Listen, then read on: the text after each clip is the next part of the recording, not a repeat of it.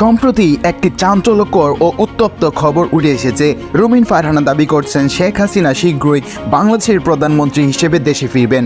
কিন্তু কি হচ্ছে দেশে? শেখ হাসিনা কেন এখনও দেশের বাইরে রয়েছেন এবং তিনি কিভাবে দেশের ক্ষমতা গ্রহণ করতে পারেন? আবার এই বিষয়ে সাম্প্রতিক কিছু ঘটনার পর্যালোচনা করলে নতুন তথ্য বেরিয়ে আসে, যা আমাদের পুরো চিত্রটি বদলে দিতে পারে। সম্প্রতি রুমিন ফারহানা, যিনি বাংলাদেশের রাজনৈতিক মহলে প্রভাবশালী, এক টেলিভিশন অনুষ্ঠানে দাবি করেছেন যে শেখ হাসিনা শীঘ্রই দেশে ফিরবেন এবং তিনি প্রধানমন্ত্রী হিসেবে ক্ষমতা গ্রহণ করবেন। কিন্তু প্রশ্ন হচ্ছে, তিনি কেন দেশের বাইরে রয়েছেন এতদিন পর তিনি ফের ক্ষমতা গ্রহণ করতে যাচ্ছেন কেন?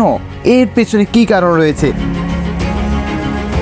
সম্প্রতি ছাত্র আন্দোলনের ফলে পালিয়ে যাওয়া এই প্রধানমন্ত্রী এখন কোন দেশে রয়েছেন? তিনি বিচারের ভয়ে দেশে আসছেন না, কিন্তু কিভাবে ক্ষমতা গ্রহণের জন্য দেশে আসতে পারেন?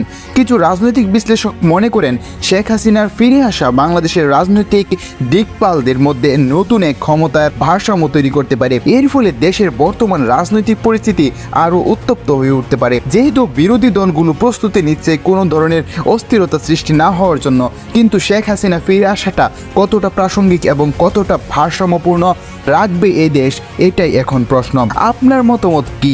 শেখ হাসিনা ফেরার পর বাংলাদেশের রাজনীতির রূপ কেমন হবে? ভিডিওটি শেয়ার করুন, আপনার ধারণা আমাদের সঙ্গে শেয়ার করুন এবং কমেন্ট বক্সে আপনার মতামত জানিয়ে দিন। চ্যানেলটি সাবস্ক্রাইব করুন।